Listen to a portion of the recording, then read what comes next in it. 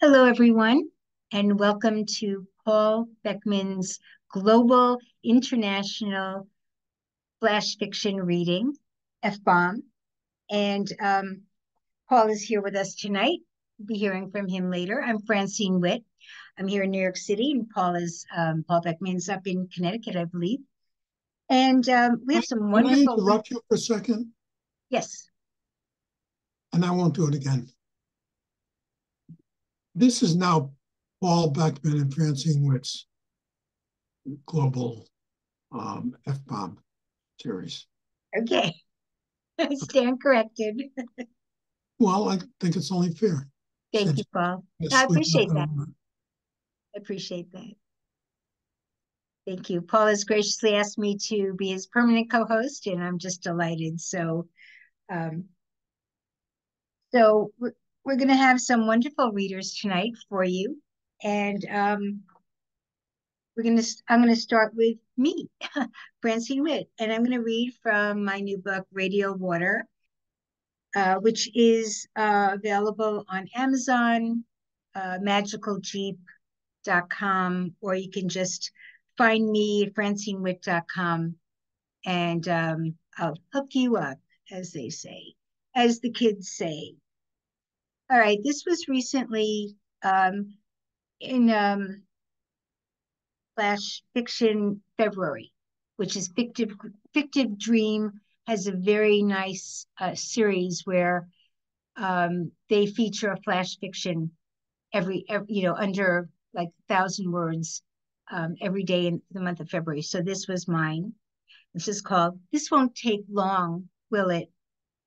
When it's autumn and its leaf curl and twig snap, and our old next door neighbor is raking and raking, and we want to help him because he is himself a crackled tree. When it's autumn and the mounds of leaves are piling all around our next door neighbor, and he waves in our direction, "Hey kids," he even says. And before we can wave back at him, our father is calling us into the garage. When it's autumn and it's cider tang and pumpkin squish, and our father is our father, but didn't he see our neighbor? See the barky scratch and wrinkles that have written the story of his life all over his face? We walk inside the garage, all benches and tools and paint, and our father is fixing a lawn chair, reweaving a hole in the seat, frayed green and white plastic fabric, and we don't know why this is important now when it's autumn. Our father points us all to a bench so we can watch what he is doing, so we will know for ourselves someday. One of us finally says, "This won't take long, will it?" Our father stops weaving and says, "Well, that isn't the point." One of us wants to know, what is the point? But we all know not to ask. Once, when it was summer, lemonade squinch and skeeter buzz, some of us squeezing into the lawn chair, we asked why our mother went away, how we didn't know if she had died or if it was something else. We want to know the point of her absence, and our father wouldn't talk to us for a week until one of us finally said, "Well, now it's like we have no parents." When it's later autumn, turkey sniff and fire crack, and we haven't seen our neighbor in a month, we wonder why he went away. The leaves have been falling and falling, and one of us even says that the old man is buried underneath. Another one says that they heard that the old man fell over timber from a heart attack, that it didn't take long, and that death probably waved at him from across the yard. When our father hears this, he says, "That's not any truer than what happened to our mother, and that the less we think about death, the better. That life is only here for a minute or so, and it really doesn't take long." We wonder if this is the point he is trying to make, the hang of snow, heavy, invisible, the winter about to begin. Hey, thank you all. Okay, next, we are going to hear from Mathieu Cailler. Beautiful. He's the Mathieu Cailler, I'll even say it again, is the author of 7 books, 1 novel, 2 short story collections, 2 volumes of poetry, and 2 children's titles. His stories, poems, and essays have appeared in over 100 publications, including Saturday Evening Post and the Los Angeles Times. He is the recipient of numerous awards, most notably the Shakespeare Award, the Short Story America Prize, the New England Book Festival Award, the Los Angeles Book Festival Prize, and the Paris Book Festival Prize. Feel free to connect with him on social media at Writes from LA or at MathieuCailler.com. And I believe you have a new book out, so please tell us I about it. do. Thank Mathieu you. Cailler. Thank you so much. Thanks for having me, everybody. It's always a pleasure to be here. Francine, I adored your reading, and I can't wait to read that book. As I wrote in the chat, post the name of your book, and I got yours already. I have a little ledger over here. I'm just writing them down so that I can go on Amazon or wherever book shop and take care of this. It's nice to have it all in one location. Anyhow, thank you so much for having me. And for my correct name pronunciation, that's very rare. So that's always exciting. My new book is Forest for the Trees and Other Stories. It's a short story collection, 15 short stories, very diverse, kind of people wedded to their pain and poor choices, but some fun, some lighter, some darker, kind of love, hope, loss, friendship, a little bit of everything. And probably my first book was a story collection, and then it's taken like 10 years for another story collection to come around. So it's probably my first love. The kind of longer form short story is something I'm always drawn to. So I'm going to read to you from the titular story or title story. I don't like that first word. I always seemingly botch it up. So um, Forest for the Trees. And yeah, it's available, where books are sold, Bookshop, Barnes and Noble, Amazon, or like Francine said, you can send me a message and I'll hook you up as well.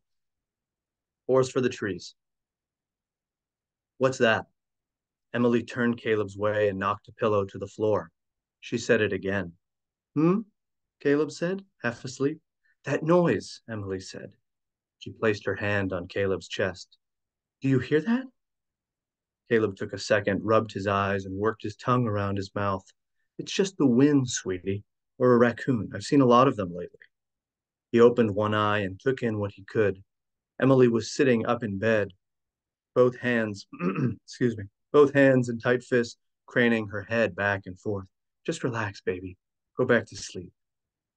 Even though it was only early November, winter had already arrived, announcing its presence last week with a snowstorm and consistent below freezing temperatures. Just then, a gust swooped through the White Mountains and rattled the roof of their secluded cabin. The long-tongued draft agitated the remaining flames in the nearby Franklin stove, inducing a succession of machine gun pops that startled them both. You're right, Emily said. Maybe it is just the wind. She dropped back into the sheets. A minute passed, and Caleb tried to get comfortable. He tossed and turned and lined his gaze with the ceiling. Moonlight broke through a slit in the drapes, forming a white Rorschach-style blot on the ceiling that resembled an M16 rifle, the weapon he'd carried while serving in Afghanistan. Go long! A football spiraling across the sky. Sergeant Wiggins going deep, a landmine. Wiggins' bloody femur poking through skin. Caleb scooping him up, waving down a Humvee in the distance, feeling warm blood wash over his arms. Caleb, do you hear that? What? For Christ's sakes, the noise, that noise. Caleb sat up and took a peek toward the doorway at the opposite end of the room. There was a figure there, its silhouette tall and strong, backlit by what little light Franklin stove's embers had left to offer. Emily stared in the direction of the figure, most likely believing that everything was fine because Caleb was still. When her eyes made sense of the person in the doorway, she didn't scream. She trembled. As the bed shook beneath him, Caleb wedged himself tightly against Emily and wrapped his arm around her quivering stomach. He then reached for her hand, but her fingers were too rigid to be held. Don't move, the man said. His voice was deep and soft, hard to hear with the wind whirring outside. No Superman shit. Just stay there, both of you. Stuttered breaths escaped Emily's mouth one after the other, and Caleb's heartbeat sped up, switching from sleeping rhythm to a jogging-like clip. Please, Caleb said, just don't hurt us. Take whatever you like. We don't have much. I'm a park ranger. My wife, she's a painter. Shut up. The man was camouflaged by the darkness. He hadn't moved an inch. None of his features were visible. Caleb went on. There's a shoebox in the closet with some cash in it. It's all yours. Please don't hurt my wife. Don't hurt us. The room was still. There were only trembling wheezes and the scraping of an animal on the roof, long claws ripping at the shingles. It's very simple, the man said. His voice was steady and monotone, softening at the end of each sentence as if he was bored. Do as I say. If you don't, I'll kill you both. First thing I want you to do is get out of bed and walk with me to the living room. Can you do that? Neither Emily nor Caleb answered, so the man raised his voice and repeated the question. Yes, they both said in unison. Good. Emily tugged on Caleb's arm. She needed him. He'd managed to avoid capture during his 6 years of duty in the Middle East. He knew plenty who hadn't, and the ones who had made it out always said the best thing to do was to make the aggressors feel as if they were in total control. Thank you.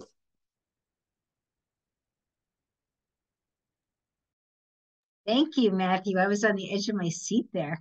Oh, good. Thank you. Awesome. That was great. Mathieu Cailler.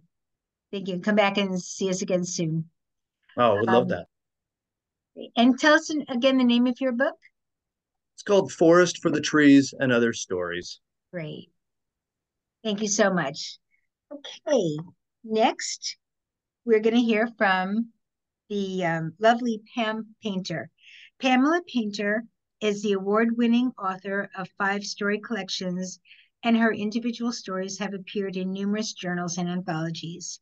She has received 3 Pushcart Prizes, and her work has been staged by Word Theatre in London, New York, and LA. And I had the pleasure of seeing one of those when Pam came to New York back in October, and we went, and it was like, it was just like one of those glitterati evenings, or that you hear about. It was just so exciting. Her story Doors is being made into a short film. Very exciting. Pam Painter. Thank you, Francine. I was thrilled that you came to New York came to that program in New York. That was really fun to see you, and I'm delighted to be here tonight. I think it's going to be a wonderful duet of Paul and Francine hosting this. And I'm delighted to hear all of you and Matthew, right? Yeah, what a story. Wow. You got us in scene. There it was. Okay, I'm going to read 2 stories. The first one is called Dog in the Night. In every story's evening and every novel's night, there is only one bark by one dog alone in the night. Tell me, where is this dog that barks in the night? The dog that races from story to story, lopes from novel to novel, even streaks into flash. The dog whose bark never disrupts a family argument, foils a break-in, halts a drug deal, and never, ever, ever prevents a murder. And why does the dog bark only once? This sad and sorry once makes it impossible to locate the dog, to race toward the mayhem, to speed to someone's rescue. Surely it's not a tiny, yappy dog that nestles in a Fendi or Louis Vuitton tote at a posh restaurant. Our dog must be large, larger, its chest a barrel, its throat a tympanic bell. Its bark, not just a yip or a howl. No, it's a bark must be able to travel from a doghouse to where something dire is afoot by the light of a full moon, or stirring on a moonless night. Did I say doghouse? The dog might be tied to a tree by a frayed length of rope, or abandoned on the side of a road. Maybe the dog is in trouble. Where are the other dogs? There is never an answering bark, a howl, a snarl of outrage, no lassie to the rescue. I worry about that dog. I worry about us. The next story I'm going to read is is one I just wrote, and I'm kind of still working on it. But anyway, I need a little more light here. It's called Flashers. I peer up and down the cereal aisle at Piggly Wiggly to make sure I'm all alone. Then I lift down the oblong box of cornflakes and tuck its noisy contents into the deep inside pocket of my late husband's trench coat. Dumb word, late. My old man used this trench coat for 50 years of our married life before he couldn't eat steak or ribs no more. Never mind this here cereal. Some idiot probably wonders who steals cereal. Someone down and out like me, that's who. Special K, Rice Krispies, Cheerios, Wheaties. Milk turns it into a soggy soup, easy on my dentures. I steer my empty cart toward the dairy aisle when my bum knee knocks the damn box. I tell it, just you shush, as a pissy-looking dude in a cowboy's jacket wheels his cart around the corner at Beans. He squints and says, "Are you talking to me?" I figure this sorry dude needs a surprise. I swing open my old man's coat and flash my cornflakes at him. His cart comes to a full stop. He peers around to see if anyone is nearby, as if to say, "Do you see what I see?" Then I note the pocket of his cowboy's jacket has a suspicious, sagging lump. Aha! He catches me eyeing it, so he flashes his jacket full on at me. Clearly, a fat chicken is roosting in his right inside pocket. His beard can't hide his grin. I huff. Damn chicken's way too much for my coat. He thinks on this, then he says, "What do you want? I got another pocket. Meat department, maybe." I nod and swing my cart around to head for meat, red meat. I hear his cart following me. Oh, glory. It's been years since a brisket bubbled on my old oven, slathered in sliced onions. I choose a big fat slab and slide it forward. We exchange nods. Then I wheel away to produce to find 4 onions.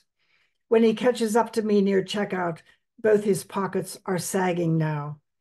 We check out in different lanes as if we don't know each other. I pay for 1 onion and keep the other 3 quiet in my second pocket. He buys a quart of chicken broth. We meet outside near his battered motorcycle. He transfers his chicken to a tattered saddle pouch and pulls out a Piggly Wiggly bag to make the brisket easy for me to carry home. I give him an onion. "Well," he says. "Well," I say. We aren't partners. We aren't anything. But we both find it hard to say goodbye. Oh, love that. Love that, Pam. That was so great. Both stories, really. Yeah, wonderful, wonderful work, Pam. Pamela Painter. Okay, next we'll hear from Brad Rose. Brad Rose was born and raised in Los Angeles and lives in Boston. He has worked in a wide range of occupations, including railway worker, emergency room clerk, instructional designer, teaching fellow at Harvard University, organizational consultant, assistant director of a national nonprofit, and for the last 30 years as a program evaluator in the education and nonprofit sectors. He has written some books, including Lucky Animals, No Wait, I Can Explain, Pink X-Ray, Detonations, and Momentary Turbulence. He's a lot cuter than he looks. Brad Rose. Thanks, Francine. Thanks to you and Paul for having me. I just started reading this incredible book, and I want to say, wow, I don't know how you do it, Francine, but every time I get envious when I read your stuff. Anyway, I'm going to read 4 pieces. These are kind of monologue things. First one is called "It'll Be Great." This time, you'll have to do it the exact same thing as last time, only differently, or it won't come out the same. It's because of the unintended consequences. The left hand doesn't know what the right hand is doing. Fortunately, what happens behind the curtain stays behind the curtain. It's better that way, especially if you believe it only in your head. Naturally, some people think it's worse at night because then you have no one to answer to. And if you do, they hardly ever call you back. On a positive note, all the glitches and snags are now completely subsidized. You know, the government. It's not like last time, when it happened in real time rather than the other kind, and no one was prepared until after it was too late. Absolutely no one, except for that guy from X-Ray. Yeah, that guy Bones. He claimed he could see the whole thing right from the very beginning, even earlier. Said he knew it was going to happen before it happened, saw the whole thing coming. Of course, he would say that, wouldn't he? Some people are just that way. There's one in every crowd. They stand out because they blend in, one in a million, like a sore thumb. Anyway, I hear this year is going to be a short summer, really short, just June, July, and August. It'll be over before you know it. Just like that, a split second, and boom, over. It's leap year, you know, not like all the rest. It has a way of sneaking up on you when you least suspect it. The months fly by, and then just like that, that's all she wrote. Say no more, the end. I hope this time it doesn't take too long to get here. Hope it happens so fast your head will spin. Hope it's here and gone before you know it, over before it started, and not a minute too soon. I don't know about you, but I can hardly wait. You'll see. It'll be nothing like you've ever seen. You'll see. As soon as it gets here, it'll be great. Pointless. Whenever the planets align, I run around in figure eights divided by 2. It's like dialoguing with myself in doublespeak. But who really gives a damn about the horse latitudes? I'm not a professional stuntman, so before I get in over my head, I like to take a rain check. Henry James wanted to create a national map of what people were dreaming, but before he could perfect his powers of suggestion, he psyched himself out. Nevertheless, he was awarded a participation trophy, despite having nightmares about his dream job. Incidentally, don't you find it a little loud in here? Sure, it's a locked ward, but who's to say there isn't a crowbar-toting locksmith among our colleagues? That's why I've been psychoanalyzing myself.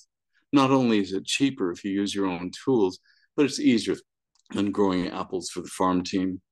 Naturally, I like to complain about things that are good for me, but shouldn't every silver cloud have a fuzzy lining? I may be easily impressed, but I can't help liking the way the lines line up, all in a line. Of course, no matter how hard they try, some people just can't see the point.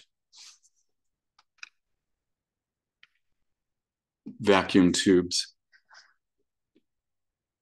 When I have trouble remembering names and faces, I reverse the direction of my blood.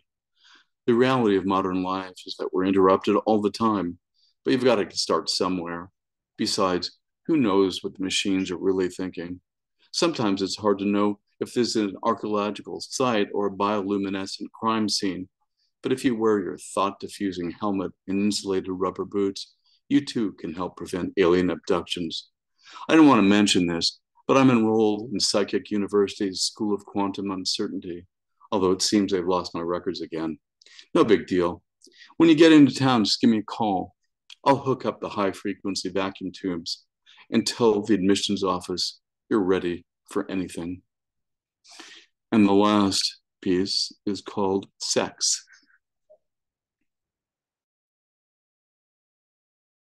But it's just a quiz. It can happen even to the best of us. Like electricity, it doesn't need wires, and it's quiet as hush money. Needless to say, I prefer dreams without edges, although sex doesn't have to be about music, even in the comfort of your own home. While wearing an X-ray bodysuit, don't you find that fun can feel a lot like an online haircut? Yesterday, I got solar heating. In mad circles, the sun drives the solar system to distraction. The sun is 93 million miles from Earth. Maybe you think it's up there leisurely enjoying itself. Yes, you know who you are. The one whose steering wheel comes off right in your hands. Thank you. Thank you, Brad Rose, and thank you for that online haircut.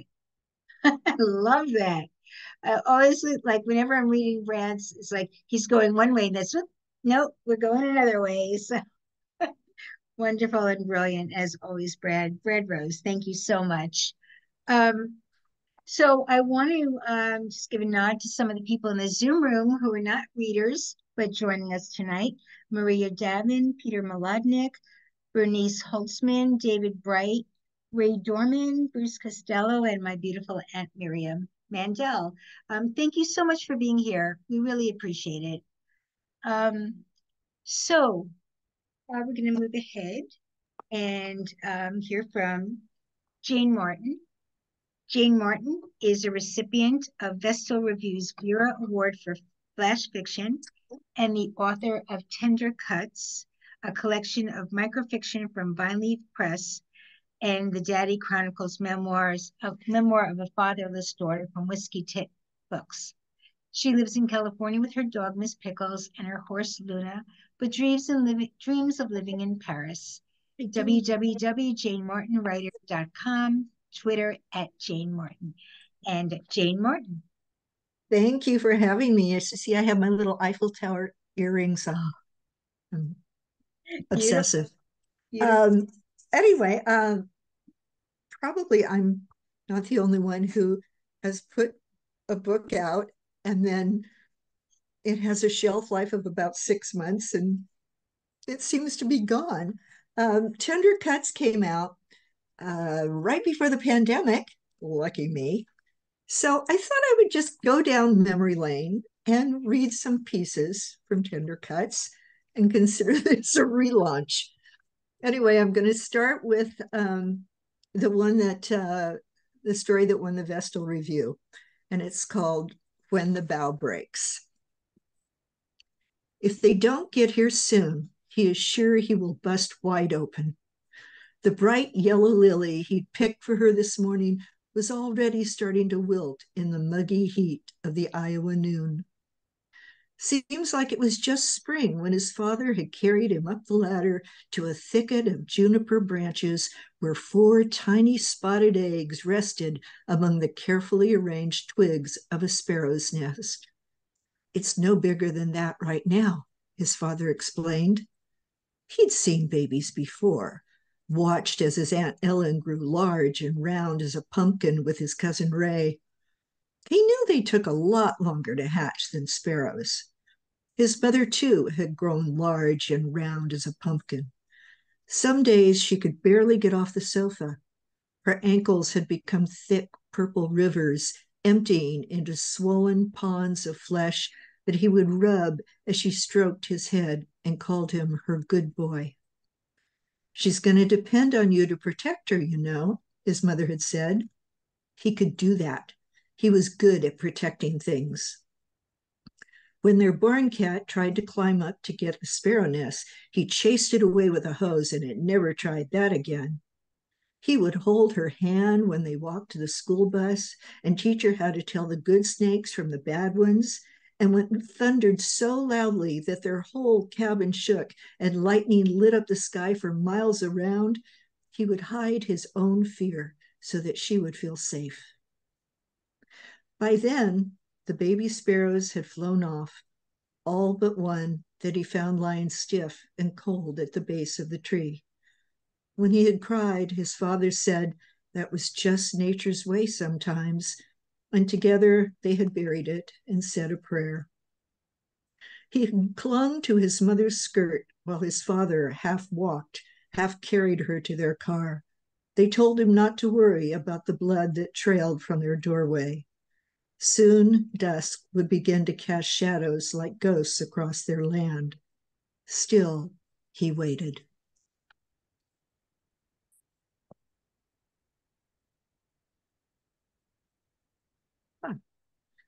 This next one is called A Lobster Walks into a Laundromat. I think I've read this a few times, so some of you may know it. None of the women could recall when the lobster first appeared, his large claws clacking against the floor as he folded his laundry along with the rest of them. He would arrive on Mondays, 9 a.m. sharp, dragging a small cart brimming over with mostly napkins and tablecloths and smelling of butter. While not much of a talker, every so often a sound like that of a bow across the strings of a violin would emit from him, and though the women weren't clear about its meaning, they were charmed nonetheless. On occasion, one of them would swear that he'd winked at her and blushed at the flutter it aroused. It had been years since any of them had been noticed in that way, and they had grown complacent about cosmetics, drab about dress, haggard about hairdos. But on Mondays, lipsticks with names like Crimson Crush, Potent Peach, and Orange You Hot would shine from newly painted lips, and the scent of Aquanet would hang in the air. Between wash and rinse cycles, the women would vie for the lobster's attention with tips about stain removers and fabric softeners, and the lobster would listen, attentive as if they were spouting sonnets or Shakespeare, and each woman would feel special and seen. And they would return to their homes and husbands, lusty with demands the husbands would not understand, but would nevertheless acquiesce to, until about Thursday, when the monotony of their days would cause the women to forget themselves once again. And then final one is called Eventide. Your face is the first to fade from memory. Still your voice, a bow caressing the strings of a cello, holds me close. Your scent, evergreens dipping to the seashore, calms me on days when I cannot locate your name. I am running in the woods that stretch across the hilltop behind our homes, skinny legs and brand new kids, my ponytail sailing behind. Leaves crunch beneath my feet as woodland birds take flight in our path. Fingers of sunlight reach through branches heavy with pine cones that will one day decorate a mantle hung with stockings bearing chocolate, nuts, and oranges. Children's names we will choose together, names that now reside only with you. I laugh and run ahead, fast enough for you to give chase, but slow enough that you will always catch me. And you always have caught me, taken my hand in yours, and guided me home. But now I drift to where you cannot follow, and I am lost to even myself, and the sun must bow to the rising moon. A nightingale sings at my window. At my bedside, the photo of a young couple in wedding attire. Beautiful strangers. I had a beau who looked just like you once. Dance with me, you say. Thank you. Oh, Jayne, that's so beautiful, all of them. Thank you. And I think I'm looking in the chat, and we're loving the lobster, especially. So, yeah. Well, Um, it's still available on yeah, Amazon. It may be on the 99-cent shelf by now, but and it's tender cuts. tender cuts. Beautiful, Thank you. So beautiful. fun. Thank you. And I remember that's about when I met you, when tender cuts, because that's when all the Zoom was happening, and it probably Yes. right. And I finally got to meet you in person. Well, I met you in person at AWP in Philly, but really we got to hang out in In Seattle. Seattle. That was fun. We had so much fun. We It was did. great. Well, thank you for joining us tonight, Thank Jayne. you. Come on back. Jayne Martin. Okay, next we're going to hear from Niles Reddick. Niles Reddick is the author of a novel, 3 collections, and a novella. His work has been featured in 30 anthologies, in 500 magazines, including the Saturday Evening Post, New Reader, Citron Review, Right Hand Pointing, Newnham, and Vestal Review. His newest flash collection, Who's Going to Pray for Me Now, and his novella Forgiven are forthcoming this spring. So you're going to be busy, Niles. Niles Reddick. Hey, thanks, Francine. Here's a picture of the, oh hell, I've got the thing blurred in my office. Anyway, that's the picture of the cover, the proof copy I finished yesterday. So Francine, I have a question before I start. Sure. Should I read a story that has been accepted but hasn't come out yet? Is it okay to do that? I've never done that. I think so. Okay, well, that's what I'm going to do. I think so. I've done it. Thank you for permission. Yes. This story is titled "I'm Not Listening," and it's coming out in April, I think, in Bending Genres.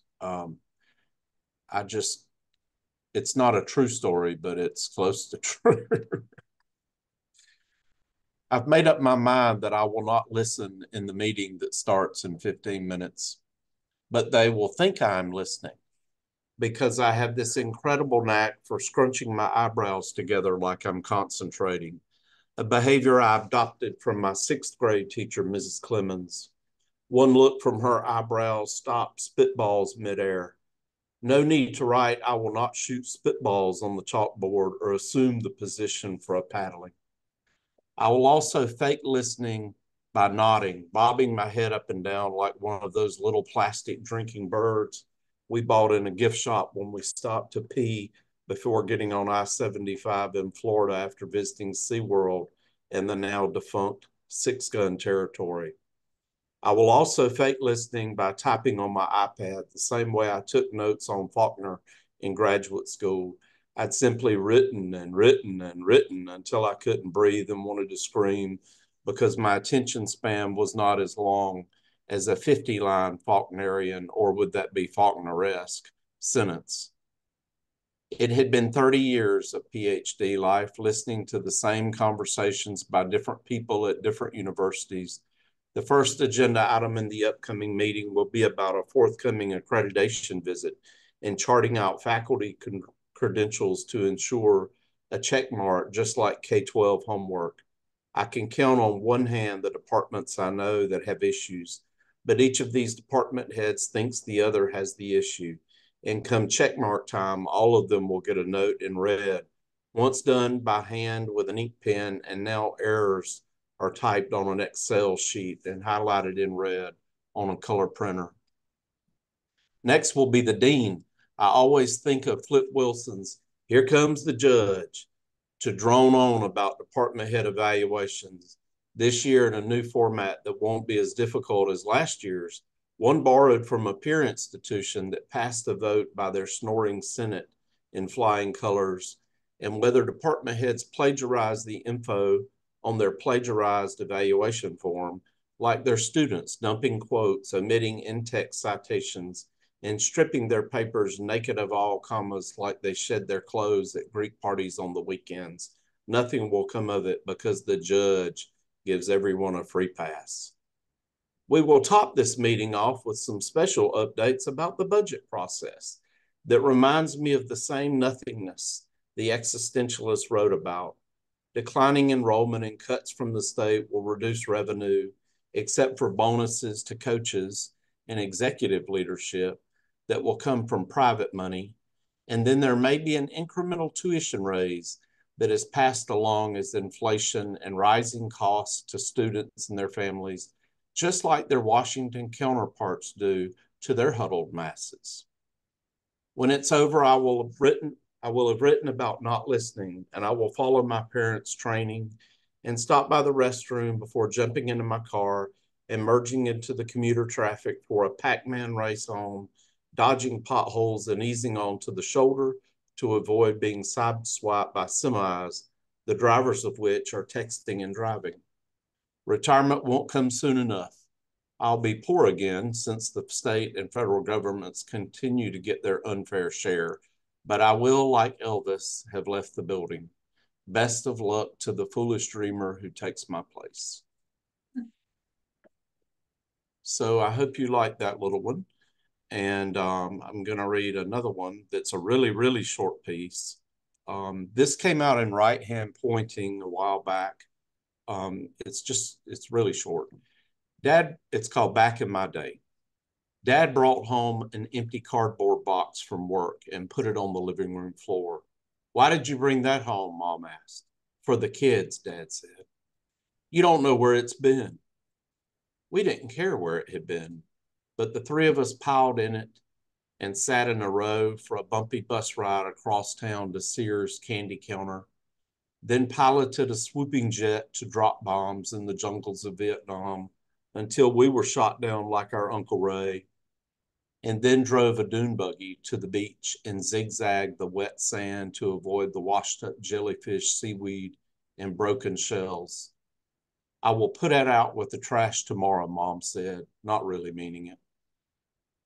And then one other piece, I think, Francine, give me if I'm out of time. This is a small one too, and it is titled Come For Me. I don't think it's really a creative nonfiction flash piece, but it's probably pretty close to that. It's called Come For Me. The sweat from the heat and humidity made our skin stick to the vinyl seats of the 1965 Skylark. And with windows rolled down to keep us cool, gnats blew in and collided with our eyes or tongues if our mouths were open. On the 30-minute drive to our grandmother's clapboard house off the ground and resting on old brick pylons every Sunday after church, we often napped, being lullabied to sleep by the rhythmic ticking of the Skylark like a sewing machine, and then waking up with seat creases on our cheeks that grandmother kissed when she hugged us and offered us pound cake and sweet tea. We swung in the wooden swing, creaking back and forth, or rocked in paint-peeling chairs while she and my parents talked of weather, politics, or relatives.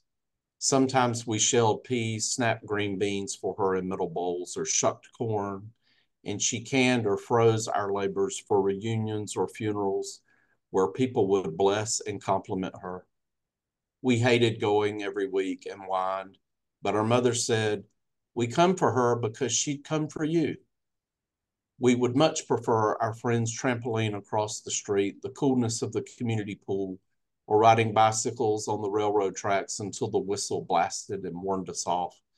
But at our grandmother's, we explored the shed out back with antique green glass bottles and jars, or searched for treasure while crawling under her house on the cold dirt, avoiding elaborate spider webs, big cockroaches, or even an occasional rat snake. When it was time to leave before dark, her mother's hands would dust us off, tell us we were filthy, and that she might not be able to get the stains out of our clothes.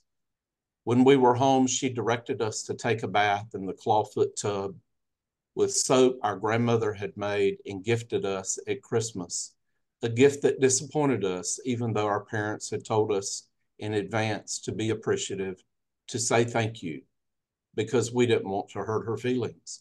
She didn't have money for dolls, trains, or sports equipment. When her heart sputtered and stopped in her chest, she simply left us one hot and humid summer day, like that skylark that stopped running after 15 years. Now, over 50 years later, I long for those sticky seats on Sunday and visits at my grandmother's house. With her genetic makeup and my own heart skipping beats, I'm hopeful that she'll come for me and we can rock on a porch and talk about weather, war, politics, and relatives. Thank you all. Thank you so much, Niles Reddick. That was just so, it was fun to listen to. Like, your details are just so lush and wonderful. Niles Reddick. And we'll look for your two, not one, but two books coming out this spring. We look forward to that. Thank you. You're welcome. Next we have, well, I'm going to introduce one more reader, and then I'm going to turn it over to Paul to introduce the rest of the readers. So Andrea Marcusa, who has been acting as sort of our bouncer tonight, and it's also her birthday, so I'm shouting out her birthday. Andrea Marcusa, happy birthday. We already sang to her, so but we appreciate your help very much. Andrea Marcusa's writings have appeared in the Gettysburg Review, River Styx, River Teeth, New Flash Fiction Review, Citron Review, and others. She's received recognition excuse me, in a range of competitions, including Smokelong, Best Microfiction, Cleaver, Raleigh Review, and Southampton Review. She's a member of the faculty at the Writers Studio in New York City. For more information, visit Andrea Marcusa USA. No, AndreaMarcusa.com, or see her on Twitter at D_Marcusa. Andrea Marcusa.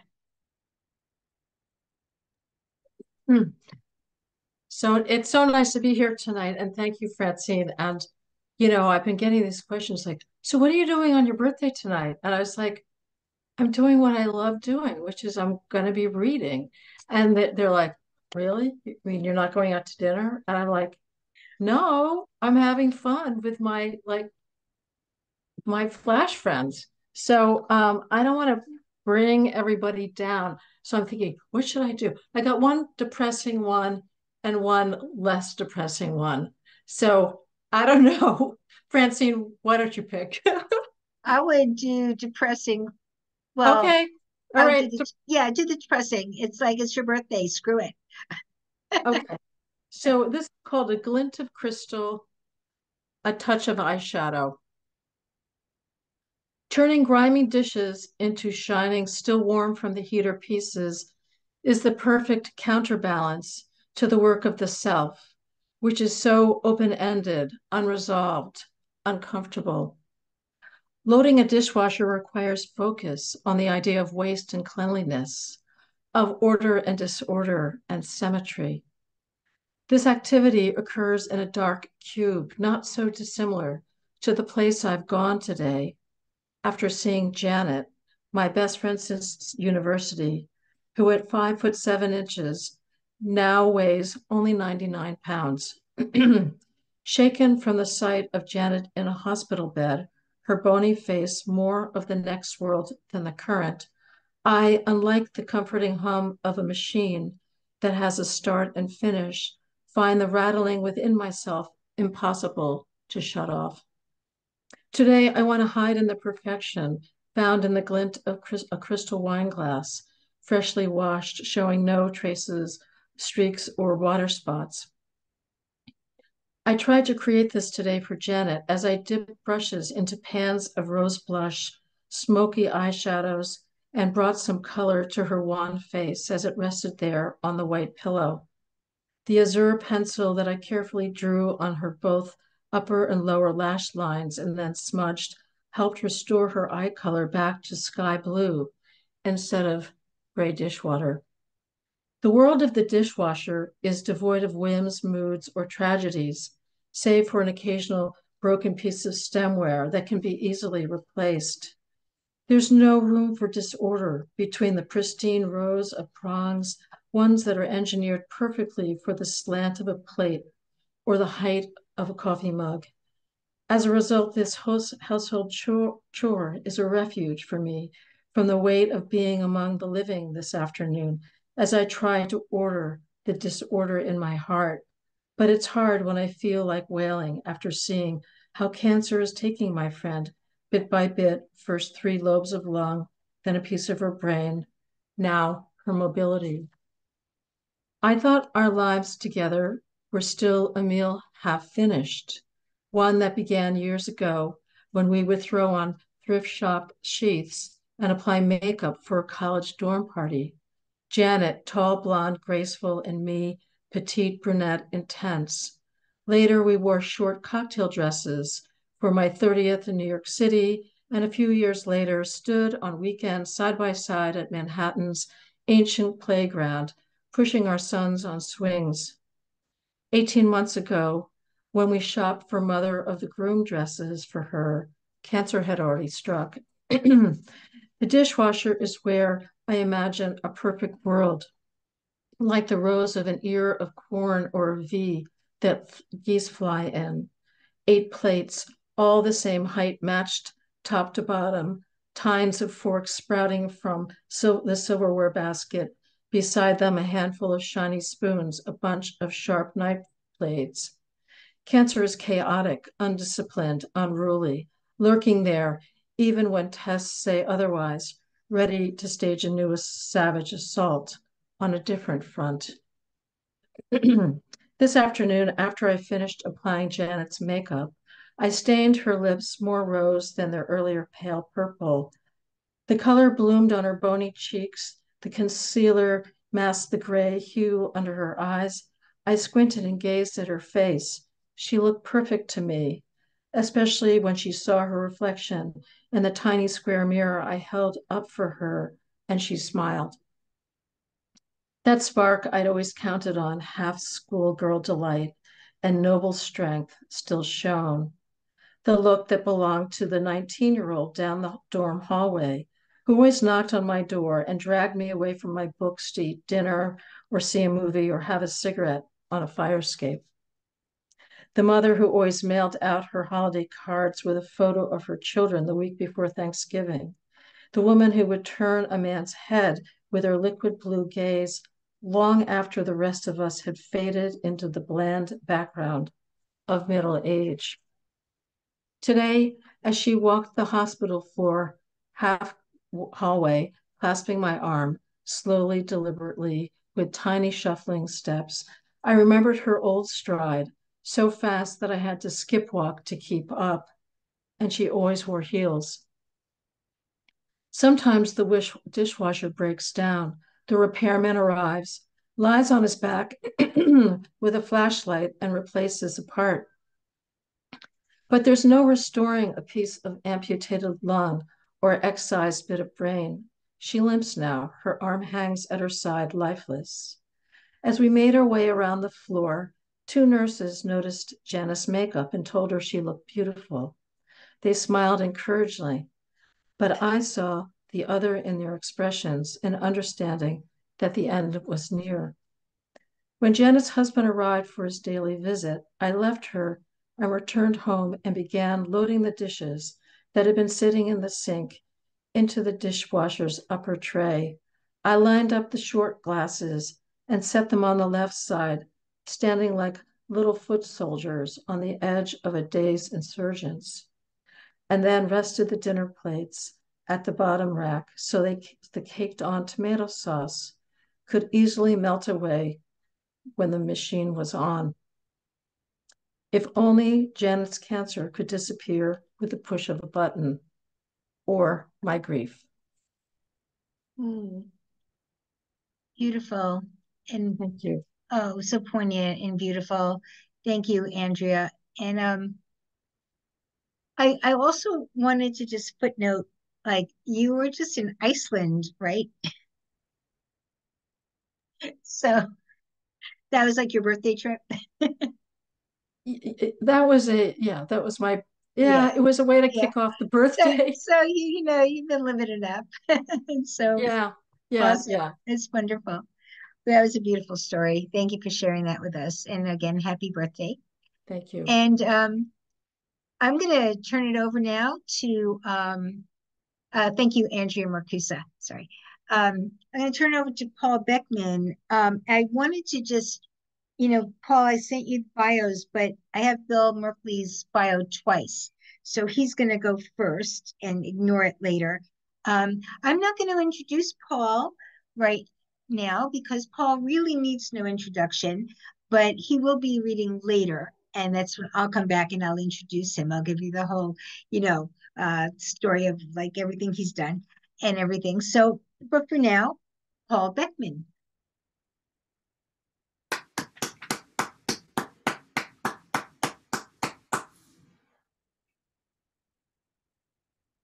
Paul, you gotta take yourself off mute. He's trying.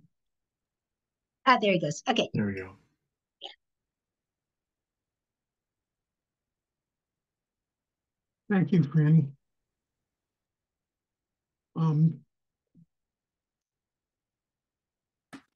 Our next reader is Billl Merklee.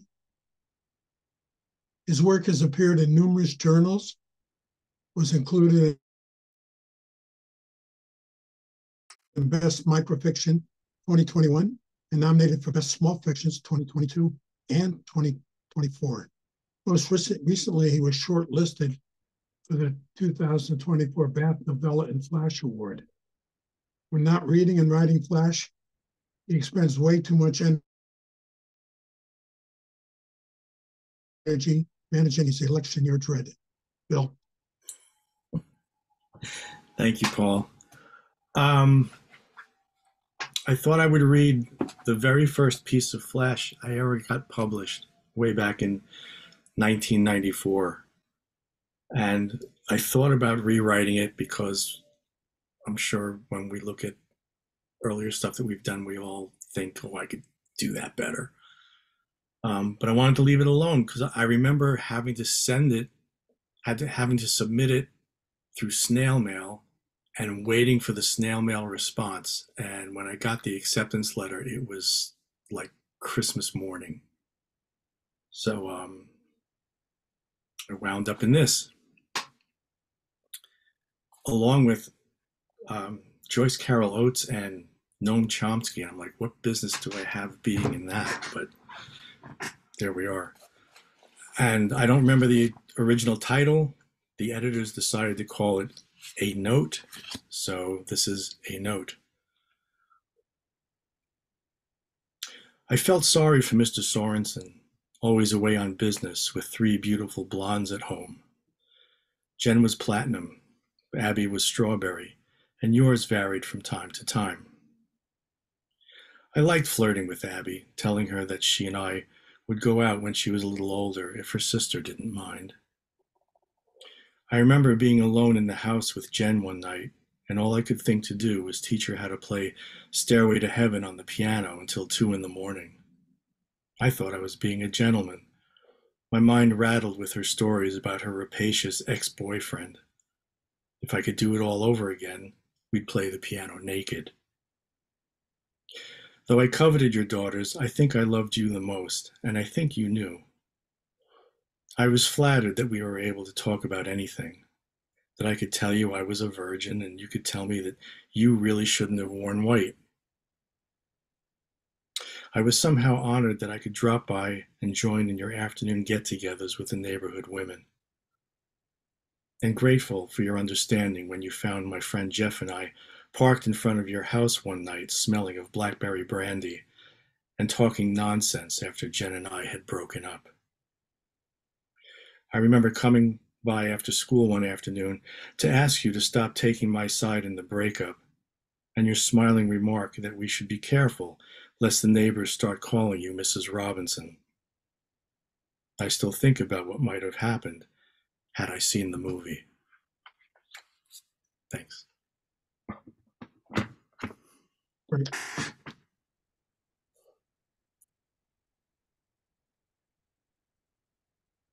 Another one, or is that it for Bill today? That's it for me, Paul. Thank you. Okay. That was terrific, though. Sandra Arnold's next, and her work includes 7 books. Her flash fiction collection, Below Ground, will be published by Inspired in the UK later this year. Her short fiction has been published internationally and received nominations for the Best Small Fictions, Best Microfictions, and the Pushcart Prize. She has a PhD in creative writing from Central Queensland University, Australia. Sandra. Thank you, Paul. I'm reading 3 very short microfictions. The first one is called Shades of My Sister. We used to lie in bed, sheets over our heads like a tent, planning our future by torchlight, with my twin telling me my plan was just plain boring. Her plan, she whispered, was to travel the world, where she would meet an old billionaire and marry him, and become famous for writing crime novels by his pool that overlooked the Mediterranean. Then, when the old codger died, she'd inherit the lot.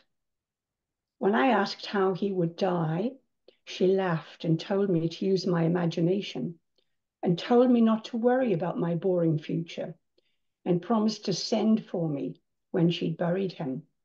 But 2 decades later, the sending for me part was the only bit she hadn't managed to pull off.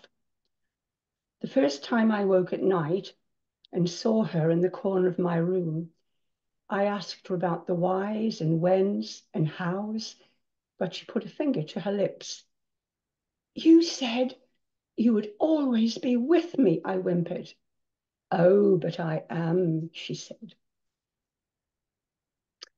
And the next one is called Reflecting on Reflections. And this was published in February in Flash Fiction, February by Fictive Dream. For the past 3 months, they've lived in a house in the city near schools and shops. Today, she's planting a vegetable garden. While she digs, she looks up from time to watch her 3 children through the windows of the house. The eldest is dancing. The middle one is playing the piano. The youngest is pouring a drink of orange juice from the fridge. She stops digging and whispers, "Hold this moment." For the past 6 months, they've lived in a cottage by the lake, surrounded by trees. Only the youngest lives at home now, but today the middle one and the eldest are visiting. She watches them in the garden, admiring the huge oaks that ring with the singing of birds. Hold this moment, she thinks. Hold it fast. She knows that soon her children will fly far from here. But when they come back, she hopes they'll bring with them some new fledglings. She imagines the tree house they will build for these fledglings. She imagines the sound of their laughter, the sound of their singing, the sight of their dancing. She imagines standing with them under the night sky and pointing out the constellations of stars reflected in the lake. For 40 years, they've lived in their cottage. The youngest died 20 years ago. The eldest and the middle one chose to stay overseas. There have been no fledglings, no tree houses in the oaks, no laughter, no singing in the branches, no dancing on the grass. But the trees still hold the songs of birds. They still hold the evening light. The lake still holds reflected stars. This is what she holds in her heart. And the last one is called Wind Whistle.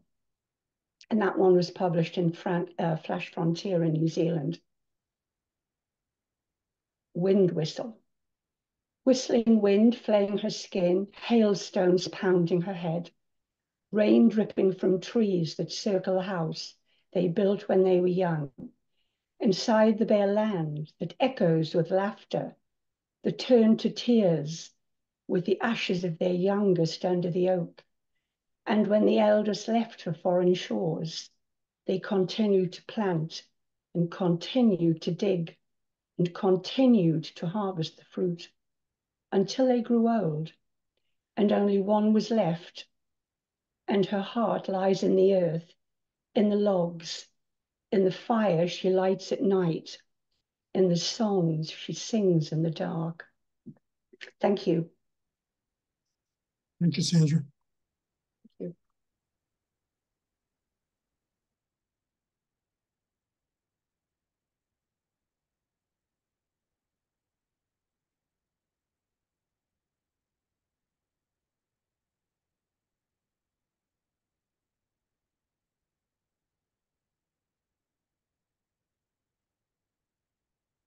Please, Sesling. Are you up for it? You have to unmute. There we go. I got it unmuted. Thank you, Paul, Francine. It's a great evening of reading, and somehow I feel that my voice isn't going to hold out that long, so I picked 3 very short, hopefully humorous ones. And But I'll give you a short intro. the shorter the better tonight, I'm afraid. Hey, next reader is Zvi. Okay, well, the first one is called Change is Good. Melvin Lipschitz has always hated his name, always. One day he resolutely marches to court and submits his papers for a name change. The judge asks why and whether he is sure he wants to do it. Melvin answers in the affirmative to both questions. Short time later, he walks out of courthouse with a new name, Barry Lipschitz. Okay. Glad you all enjoyed that one.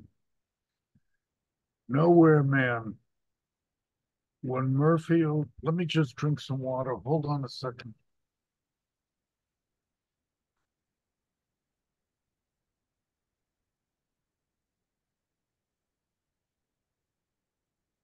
Okay, maybe that'll sound a little better than, I don't know. Nowhere Man. When Murphy O'Daly hears the Beatles recording of Nowhere Man, he knows where he heard it first. He remembers the time his girlfriend thinks they are lost going from Bar Harbor to Rockland on Maine back roads, and Murphy keeps telling her he knows where they are. Now, as he listens to Nowhere Man, he knows exactly where he is. He needs to only look out the window of the spaceship to know that Mars is behind and Jupiter is ahead. And I will finish with this one, if I can get to it. This one's a little longer. This one's a little longer, but I think Niles will remember this one if he wakes up. Okay. It's called Night Riders. Josh lives in a small southern town when he is 12 years old. He picks up a southern accent quickly and made friends easily with the boys who live on the street. His best friend is Howie, who lives a few doors down the street. They played Calico Ellis All-Star Baseball all spring and summer, and in winter photoelectric football game. With the neighborhood boys, Josh plays baseball in warm weather and touch football when it's cooler. Josh often eats dinner with Howie's family and vice versa. One day, a classmate invites Benji over to classmate named Benji invites him over to play chess and Monopoly. In the living room over the mantel, Josh sees a large Nazi flag with a swastika, a German soldier helmet, and a bayonet. Wow, Josh exclaims.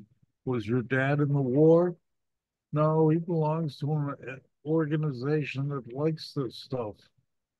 When he comes home, Josh tells his parents they are mortified. You are not to play with him anymore. Without explanation, Josh is confused but tells Benji he cannot play with him ever again.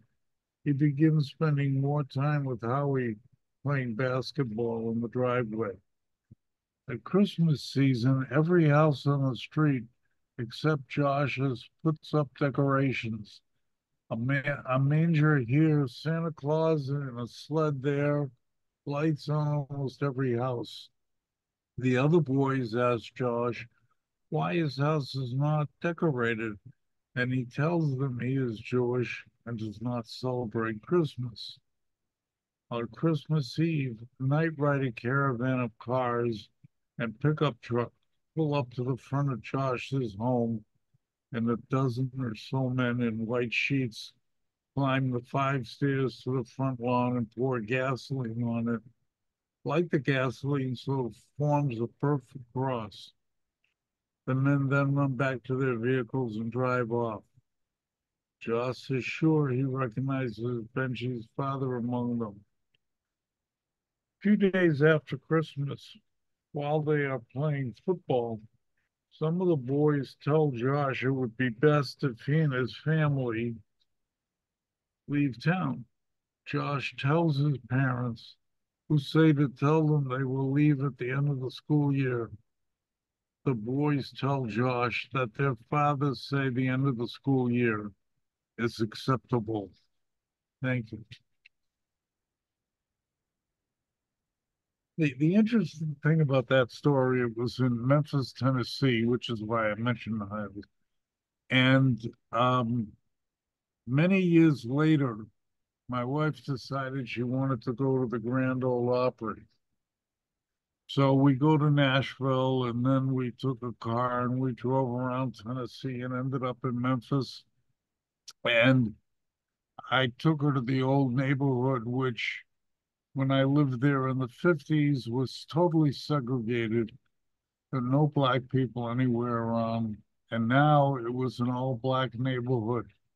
And I walked her up the front stairs to show her where they had burnt the cross. And to get rid of it, you had to dig up the lawn. And this black guy who owned the house came out and said, you know, what are you doing here? So I was telling him, he said, oh, my wife has to hear this. And he called his wife, I think her name was Mildred, Martha, told her to bring out a couple of chairs and lemonade. And we sat there for an hour discussing what it was like, you know, a half a century earlier in that neighborhood. And that inspired the story, which sort of actually happened, sadly. But thank you all. Thank you, Zvi. The next reader is Cindy Rosmus. She's originally from the Ironbound section of Newark, New Jersey, once voted the unfriendliest city on the planet. And it shows in her writing. She's published 7 collections of short stories and is the editor, art director of the crime fiction webzine, Yellow Mama. Cindy. Thank you, Paul. I'm reading a story. It's my most recent story. It's called Slippery, which is going to appear in the next issue, number 107 of Black Petals, which is Yellow Mama's parent scene. And at the end, I will put the email address of Ken Christ for Yellow Black Petals if anybody wants to submit. It's usually gruesome horror and sci-fi, the best of it. It's become really big over the years, but this is more of like a noir story. Slippery. I would never, Louis said indignantly, take money from nobody. Back then. Now he was eating those words with the eggs and soup at St. Jude's. 3 meals a day like in jail. But at least in jail, your bed was guaranteed. Even if a big hairy fuck wanted some of you. Please, Louis posted on social media. I didn't eat today, and I'm cold. Here's my PayPal address if you want to send money. Slippery, manipulative bastard. Oh my God, poor Louis. I'll make you chili. Where shall I bring it? Hang in there, man. The comments kept coming. What happened at St. Jude's? Outside my building, Sid, the landlord, shoveled snow. They kicked him out. He texted. I couldn't help cringing. Said he got beat up and robbed. Still got his phone, huh? Sid leaned on the shovel. Posted on Love Book or whatever it's called. Sliding into DM with lovesick fools. Again, I cringed. Not long ago, Louis and I were together. Maybe in love. Who would believe that now I cringed over his bad luck? Black eyes, pangs of hunger. Nowhere to shit but in the snow, he texted. Susie, I wipe with old newspapers. Newspapers? Sid laughed. Who reads newspapers anymore? He can't get the news on his phone. When the next text came through, I know what was coming. Ain't coming back here, Sid told me.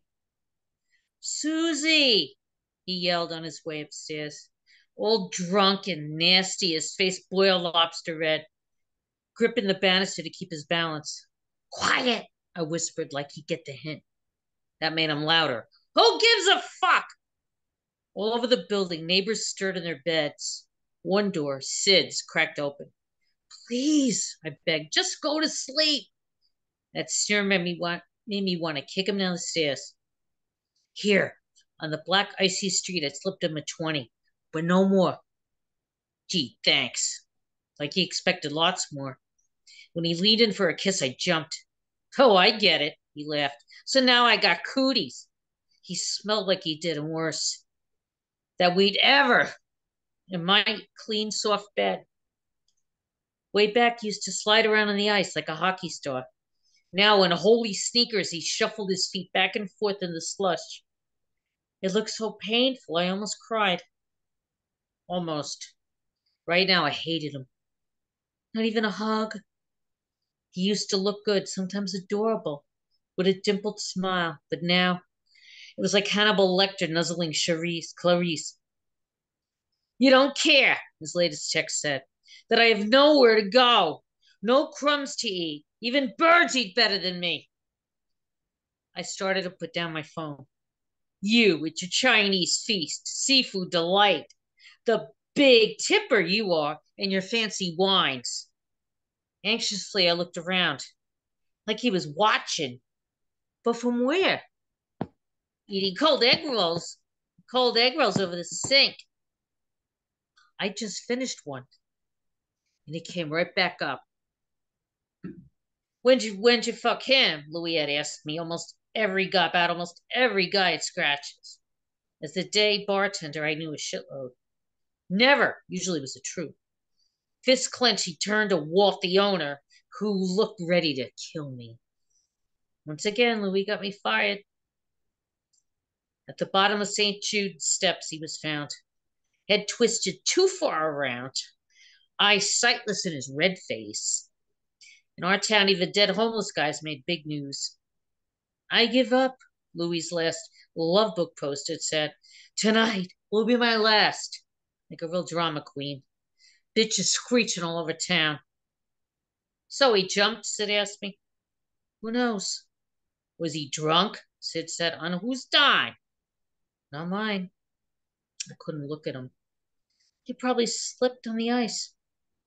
They'd insult the steps. Sid didn't buy it. One of those old guys coming in and out. Shrugged. He wouldn't jump, Sid said. Nah, a guy like that, he was pushed. Tonight, Louis' text had said, will be my last. I made damn sure it was. Thank you. Perfect, Sandy. Thank you. Franny, who's going next? Oh, next is Scotty, and I'm going to read for him. Okay. Okay. I'll read his bio. Robert Scotellaro is the author of 8 flash fiction collections and numerous poetry chapbooks. He has, along with James Thomas, co-edited New Micro, exceptionally short fiction published by W.W. Norton. His work has appeared widely online and in print and included in 2 Norton Flash Fiction anthologies and several Best Small Fictions and Best Microfiction Award anthologies. Visit him at robertscotellaro.com, and we know him affectionately as Scotty, and Scotty is here, but he's asked me to read for him due to his visual challenges. Okay. Viva Las Vegas. And this is from his new book, Quick Adjustments, from Blue Light Press. Viva Las Vegas. The sky shook the plane out of its hair. It is big enough to do such a thing. There was a fruit picker on board who used stilts to reach the highest branches and had a saved up wad of cash with which he sought to pick the roulette tables clean. There was an Elvis impersonator with a wig and several glittery jumpsuits in his luggage, and Molly Glum, who was far from it, so eager to drain the casinos of their coffers with her blackjack skills. Molly so pumped up and spring-loaded, wearing her lucky shoes shiny as she felt. So happy she just made the flight barely, racing to the seat beside Elvis, who wasn't Elvis yet and didn't have the voice, the charm, or that lopsided cocky grin, but was sure he would soon enough, channeling the king, who offered her his window seat, which she took gladly, and would later regret as the hard earth rose up at them and everybody screamed except Elvis, who just thought, fuck, there goes my big shot at being someone kingly, and fuck, fuck, fuck, wouldn't you just know it? Next one. Mr. and Mrs. God. Mrs. God told Mr. God, peering down at the wounded multitudes, that scars were screaming, mouths zipped scars were screaming, mouths zipped shut. Mr. God was in a mischievous mood, inventing something. He was always inventing something. Told her she thought too much and was reading too much crappy poetry. Mrs. God told him that he wasn't the only one with lofty notions and that her brain was as big as his, and she wanted to start an advice column in answer to the many prayers of the misbegotten. What? Said Mr. God said, looking up from the screechy bile spewing thing. He was tinkering with, don't go missing the order of things. He cautioned, it's perfected, and the silence they receive from me is something they can twist into any shape they choose. It works like a charm. Then, in that momentary distraction, Mr. God said, shit, and began sucking a bloody finger. The damn thing bit me. And I'm going to read two more. How to fit an elephant in your heart. The thing to remember is how elastic the ticking framework is. But one mustn't take liberties either. The small pile of hay will come first as an inducement. Clear the room of any breakables. Next, replace the washers in your eye faucets to avoid leakage. A slippery entry is to be avoided. Take a deep, satisfying breath.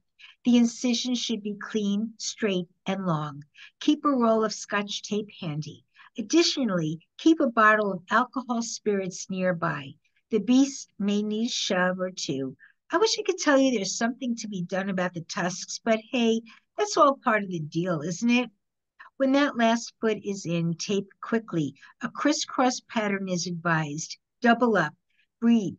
Pour a glass or drink straight from the bottle. Kick back and wait for the call, text, email you know is never coming. Adjust to the additional poundage. It may take a while. That is of no particular concern and is precisely as it should be. And the last one. Fatherly advice to a letter from a drunken poet. P.S. Just remember, son, keep a keen eye out for those crimes of juxtaposition. You know, this too close to that, because they can be tricky, treacherously so. P.P.S. Calamities au pairs are waiting in line. Calamities au pairs are waiting in line around the block looking for work. Run. P.P.P.S. It is well worth keeping in mind a parachute is a brake that can fly, and this might come in handy if only for a critical moment. P.P.P.P.S.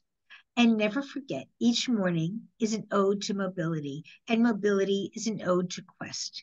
We are not trees, are not stitched to the earth. Shoes, shoes, thank God for them. Robert Scotellaro, Scotty. Wonderful stories. Wonderful stories from Quick Adjustments. And now I'm going to actually give Paul Beckman an introduction. He's our final reader for tonight. Paul Beckman's latest collection, Becoming Risky, which is this right there, came out in October. His flash collection, Kiss Kiss, this right here, was the finalist in the Best Indie Collection, a micro story selected 2018 Norton Anthology New Micro Fiction.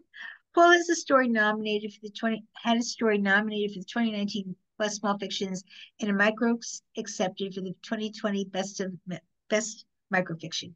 Paul and Francine Witte, that's me, host the monthly Zoom Global F-Bomb Flash Fiction Reading Series. Paul Beckman. Thank you.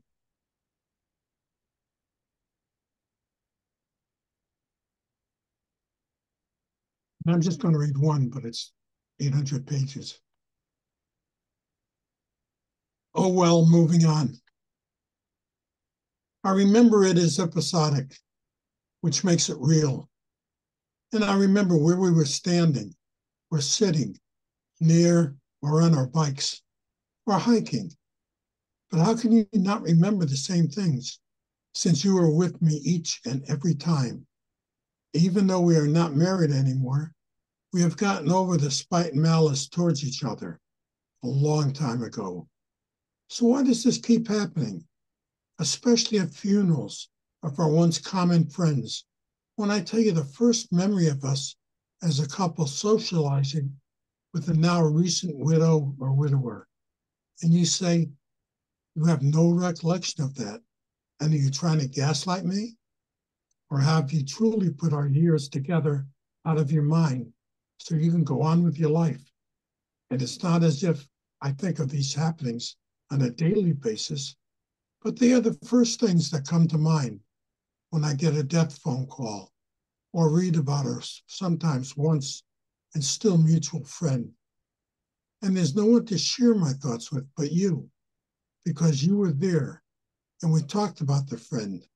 And I don't know how you can't ever remember the moments in time that were so vivid for us then and for me now. And maybe sometimes when you share recollection with me, I shake my head and tell you, I wish I could remember her or him saying or doing that. But you tell me we talked about it and brought it up, and you have no explanation for why I don't remember something that's that striking or momentous. But then you shrug it off with an, oh well, and move on and leave me with my thoughts or absence of them, wondering about how our marriage even lasted those long 7 years, when it's now so obvious that we never thought the same things were memories worth keeping, only to share them these 50-something years later. And we are polite, but inside I know that I'm screaming, how could you not remember? And I don't know if you're screaming the same thing, or my thoughts are really never very important to you and worth keeping. And oh well, and maybe only one of us has moved on. But which one? Really? That's it. Thank you, Paul. Thank you Thanks a lot so for coming tonight.